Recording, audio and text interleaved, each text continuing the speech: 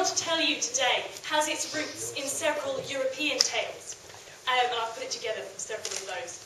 And it's one that is quite close to my heart because it reminds me a bit of my dad. Now, is anyone here a keen gardener? Enjoy gardening? Yeah. Yes, in fact, thank you. Well, my dad, he loves to garden. And when we first moved to the house where my parents are still living today, my dad used to like going to dig in the garden, digging in the plants and the vegetables. And when he was digging, he used to come across all these exciting treasures hidden in the ground. So one of those might have been sort of a bit of willow patterned plate or some knives and forks. And the best thing he ever found was this huge cauldron, whole cauldron buried underneath the ground. And that now sits in our flower border. So he was finding all these treasures in unexpected places. And the story that I'd like to tell you now begins with people digging, with looking for treasure. They're two peasants, two poor peasants, though one is more well off than the other. He's quite well off as peasants go. And the other peasant, very poor, the poorest peasant that you can imagine. And these two men are digging for something they might be able to flog in the marketplace, fingers crossed. And they're digging in the same field, in the same spot, on the same day. And they're digging and their spades are striking into the earth, when all of a sudden, the same moment, each of them hears the chink of metal on metal. And they realise that there is something valuable underneath the ground. So they start to dig as quickly as they can, each racing the other, and the pebbles are piling over their shoulders, and they're digging, and suddenly, the same moment, on the tips of their spades, they each unearth a single, gleaming, glittering, golden cup, and it shines in the sunlight as they look at it. Well, the well-off peasant, he stretches out a hand, says, "Right, that's mine." And the poorer peasant, he says, "Well, no, excuse me, we both found that together." And they begin to argue. And they argue over this beautiful, glittering, golden cup. And eventually, they decide that the only thing to do is to take the matter to the local judge, who will be able to sort it out. He'll know what to do. Well, when they get to the judge and they tell him their story, the judge, well, actually, he doesn't know what to do. He's got no idea. He looks at the two men and the golden cup, and there's just no easy answer to this case. So he decides that what he'll do is set the men 3 riddles, and whoever can come back in 3 days' time with the answers to these riddles will become the owner of the golden cup. So he says, "Men, answer me these questions 3. What is the richest thing in the world? What is the heaviest thing in the world? And what is the swiftest thing in the world? Come back in 3 days and tell me." So the two men, they look at each other and they go their separate ways. And the first man, the well-off peasant, he returns home and he's got a nice hat, so he hangs that up on a peg and he sits down to a nice spread of a meal with his wife. And he tells her about his day, the 3 riddles and the golden cup, and now he just has no idea what the answers are. And she listens and she smiles. She lays a hand on his arm and she says, "Husband, don't worry yourself. The answers to these riddles are easy." She whispers the answers. It is here. Well, the poor man, he went home. And actually, he didn't have a wife to go home to, because she died some years previously. And all he had, it was really sad. And all he had was his young daughter, Manka, who was laying the table for their meagre supper, some bread, water, maybe some cheese if they were lucky. And he sat down at the table and, well, he didn't tell Manka about his day. He just sat and he worried. And a thin line appeared on his forehead. And the second day, that line was still there when he sat down to supper, and it was a little bit longer and a little bit deeper.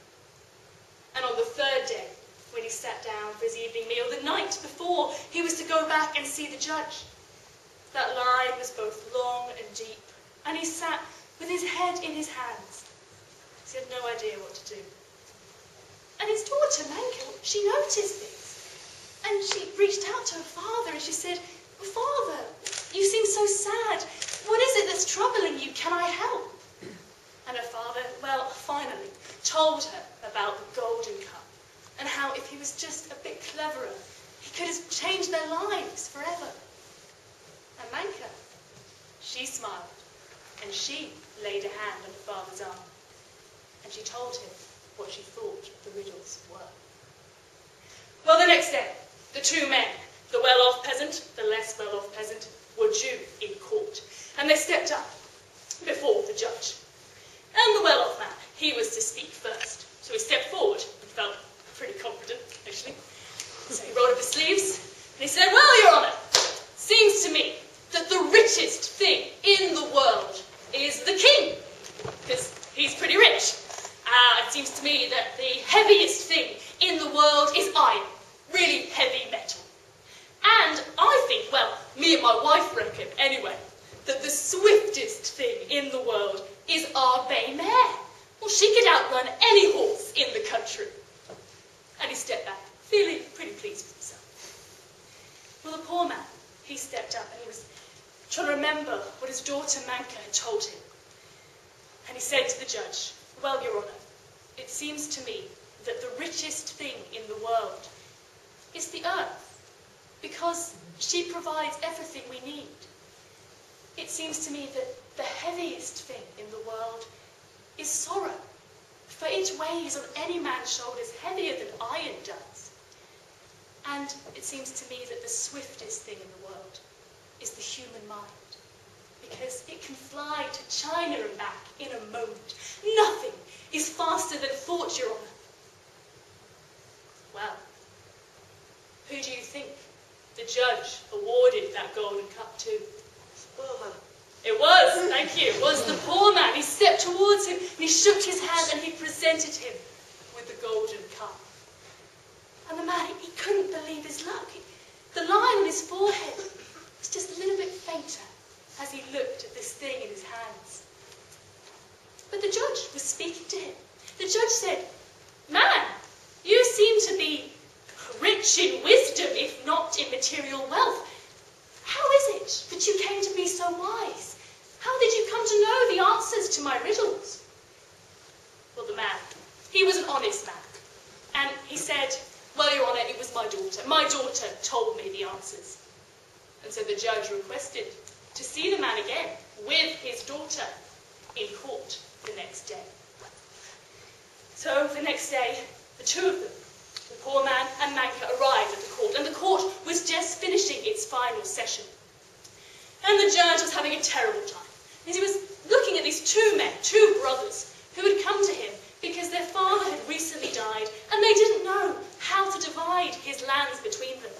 And they were squabbling, and they'd been arguing for hours. The judge had tried interrogating and intervening, no avail. And he was about to give up, to be honest, when he saw the back of the court, Manka and the father. And because he was at his wit's end, it was the end of the day, and he just wanted to go home, he called out to them. He said, "Man, you there at the back, sir, you were in court yesterday, and this must be your daughter, Manka. Would you come down, please? Can you shed any light on this case for me?" The peasant and his daughter, they walked forward into this great court, and the peasant, he was looking at Manka because he had no idea what to do. And Manka, well, she had an inkling. So she stepped forward and she said, "It seems to me, Your Honour, that in this case, the fairest thing would be if the first brother was to divide the land into two equal parts, as he sees fit, and the second brother was to have first pick as to who is to have which part." Well, there was silence in the court. These two brothers, who up to this moment had been, suddenly smiled at each other, shook hands, and they went off to sort the matter out in a sensible fashion. And court was finished for the day. But the judge, well, he hadn't moved from his spot, because staring at Manka. And he'd seen as this girl had stepped forward into the light of the court that not only was she obviously clever, really intelligent, she was also pretty attractive. And he stepped towards her. He meant to say, "Oh, you're so clever, you're so wise." But when he opened his mouth, instead, what he came out with was, "Will you marry me?" And Manka, well, she had no idea what to do. She was so surprised. She looked back at her father for help, but he was giving her the thumbs up, because this man was clearly rich. And she looked at her dad, that the line on her forehead, and his forehead, were completely cleared. So she looked back at the judge. She looked him up, she looked him down, and she could see that not only was this man fairly good looking, he was also fair and good. And so, all things considered, she agreed to be his wife. And from that moment on, whenever the judge had a tricky problem in court, whenever he threw up his hands and didn't know what to do with the case, he knew just where to turn. Thank you.